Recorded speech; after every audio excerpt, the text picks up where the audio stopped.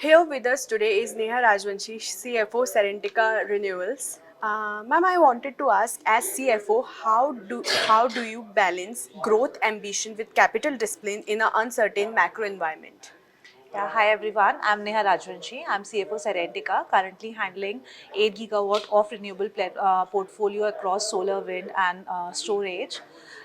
Definitely, as we are growing, so there are uncertainties around, both including micro as well as the macro uncertainties. There are geopolitical issues, there are supply chain disruptions, there are issues with respect to connectivities, with respect to regulatories, the forex risks, and all other uncertainties. So, as a CFO, when we aim for the vision to achieve 17 gigawatt by 2030, might be handling the capex of $8 billion currently. So that comes with the responsibility to spend every rupee, which gives us the capital with the capital efficiency in a most cost effective way. So as CFO, our role currently are not only limited to ensure the cost optimization, rather we are developing the value for the organization. In any of the decision making, we are providing strategic inputs, be it our growth, market expansions, M&A, say the other challenges on a day-to-day basis what we face. So yeah, definitely I'm saying that as CFO, we are not only protecting the value for the organization, rather developing the entire path of growth for the organization. Okay.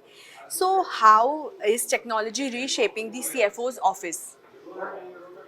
As a CFO, definitely we are not the data scientists who can actually understand the algorithm behind the technology.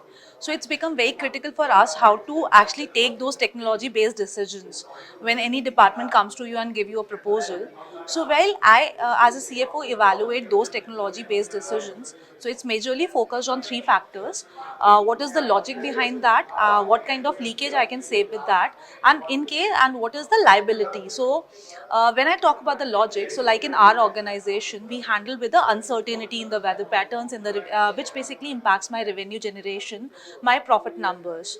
So we developed our in-house Sera tool that helps in doing the entire end-to-end forecasting, scheduling, and then realizing and communicating with all the internal and external stakeholders, and help us in maximizing the revenues and minimizing the deviation settlement mechanism cost. So in that way, definitely technology is helping us. While I talk about the liability, while I talk about the leakage, so like currently we are acquiring 50,000, 15,000, 20,000 acres of land. So, as the CFO, it becomes our responsibility to ensure that every rupee spent should go in the right manner. So, we developed a land asset management tool, which not only do the KYC, the basic due diligence around the land, rather also develop the entire audit trail. Also ensures that the lease premium paid on time and the SAP integration. So, in that way, we ensure that there is no leakage around these things.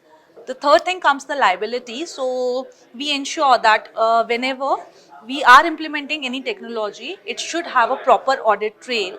So while implementing any technology as the CFO, we ensure that we have say cost reduction, operational efficiency, and the proper audit trails available. As a CFO, I cannot design the entire say car, but I know how much fuel is required to drive that car, and that's the role while deciding for any technology for the organization that I play. Thank you so much, ma'am, for giving your valuable time to us. Thank you so much. Thank you.